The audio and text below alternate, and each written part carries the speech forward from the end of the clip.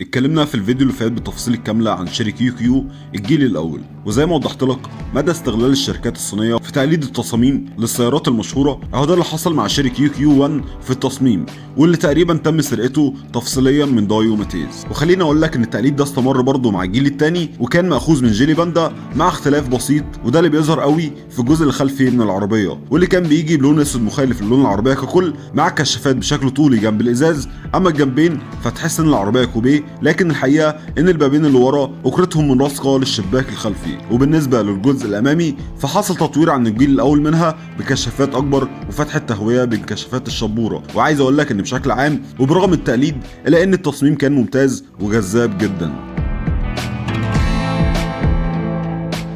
التصميم الداخلي طبعا بحكم ان العربيه حجمها صغير فكان التابلو صغير، لكن شكله مميز وسلس، وهتحس كده بالفخامه معاه وان العربيه حديثه ومصروف عليها، مش تابلو تقليدي، خاصه مع كم الزراير وانظمه التحكم اللي موجوده. اما بقى المساحه الداخليه فالعربيه تعتبر استعمال شخصي لانها ما تسعش لاكثر من 4 افراد، فتلاقي المساحه الداخليه للاسف ضيقه ومش مناسبه، خاصه لو انت شخص طويل حبتين.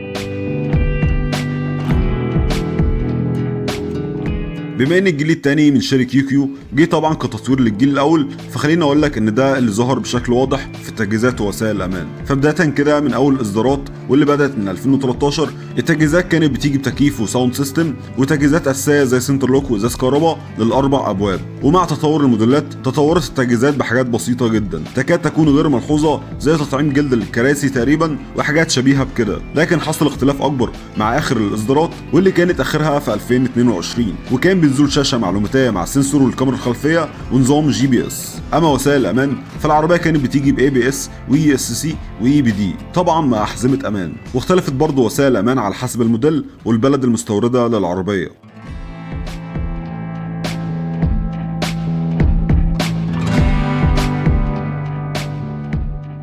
برغم اختلاف التجهيزات ووسائل الامان من موديل للتاني الا ان نوع وقوه الموتور ما اتغيرش من موديل للتاني. فالعربيه جت بنوعين موتور، الاول 800 سي سي والتاني 1000 سي سي، ده مع فتيس مانوال 5 سرعات والتاني اوتوماتيك.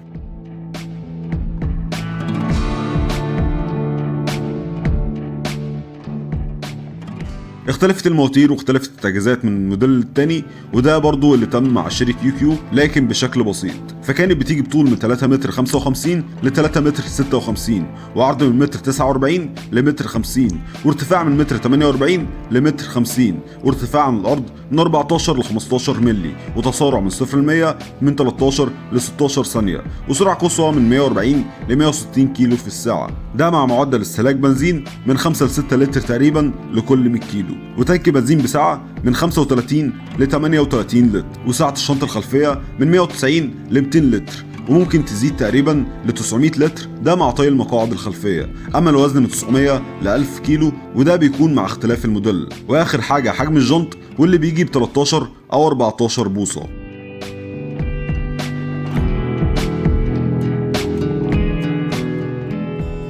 شركة كيو كيو الجيل الثاني كانت واحدة من أميز العربيات اللي نزلت في الوقت ده، وكانت ملفتة جدا، وده بسبب مميزات ظهرت مع العربية من بداية إصدارها. أولها التصميم. تصميم العربية كان مطور وجذاب وعصري ومناسب جدا للشباب، خاصة وإنها من فئة الهاتشباك مع تصميم مختلف عن عربيات كتير من نفس الفئة.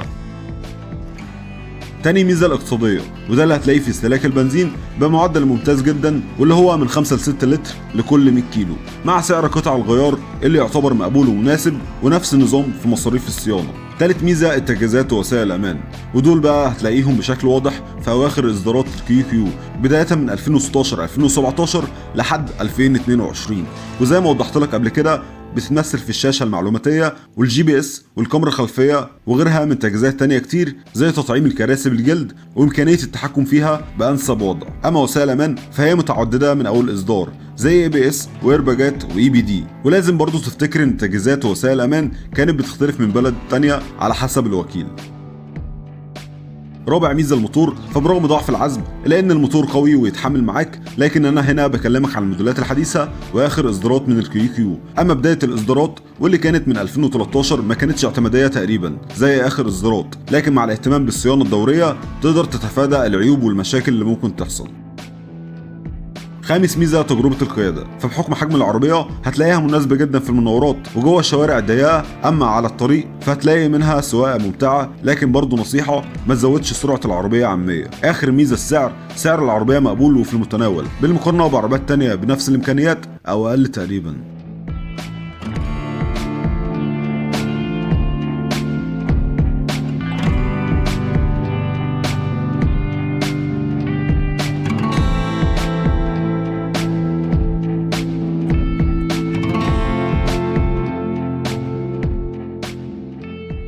برغم مميزات الشيري واللي خلت ناس كتير تقبل عليها، الا ان في عيوب ممكن تخليك تفكر مره واتنين قبل ما تقرر تشتريها. اول عيب الحجم، حجم العربيه للاسف صغير وما تنفعش غير لاستعمال شخصي، ولو انت طويل اركن كده وابعد عنها. تاني عيب جوده الخامات المصنعه والتقفيل، فمع الوقت والاستهلاك هتلاحظ رداءة الخامات خاصه البلاستيك اللي في الاوكر او التابلو، ونفس النظام في الفرش، فالعربيه كانت محتاجه صرف شويه. تالت عيب العزم، الموتور وبرغم انه ممكن يكون اعتمادي خاصة في اخر اصدارات العربية، الا ان العزم ضعيف ممكن يعمل لك مشكلة في مطلع كوبري او مواقف العربية محتاجة فيها عزم وزقة كده من الموتور، وده لانها بتنزل بموتور 800 و1000 سي سي بس. رابع عيب نظام التعليق اللي هو العفشة، عفشتها مش مريحة وهتحس بشكل كبير بالنار والمطبات، وده بسبب متانة العفشة عشان تديها نوع من الاتزان على الطريق، ده غير ارتفاعها عن الارض واللي مع الوزن هتلاقي العربية بتحك بشكل كبير في المطبات. خامس عيب الصيانة، زي ما قلت لك صيانتها سهلة، لكن بحكم حجمها هتلاقي حوض العربية صغير وبيصعب بنسبة كبيرة على شغل الصناعية في الميكانيكا. سادس عيب تجربة القيادة، فمع السرعات العالية هتلاقي اتزان ضعيف، غير ان العزل للأسف سيء وهتسمع صوت الموتور ودوشة الطريق. سابع عيب الراحة ومساحات التخزين، فمن الصعب تخزن فيها أي حاجة غير لما الكنبة الخلفية ما يبقاش فيها حد عشان تقدر تستوعب معاك. اما الراحه فزي ما قلت لك ما تستوعبش غير 4 افراد، ممكن باحجام معينه كمان. تامن عيب الامان، فبرغم تعدد وسائل الامان الا ان العربيه ضعيفه وبتتاثر بشكل كبير بالصدمات، وده اللي خلاها غير معتمده من اليورو انكاب. اخر عيب اعاده البيع، فبحكم ان العربيه صيني مع عيوبها الكتير اللي ظهرت فيها ناس كتير بتستبعدها، وده اللي بيخلي اعاده بيعها سيئه، لكن في حاله انها معروضه بسعر معقول وحاله كويسه ممكن تتباع بسهوله.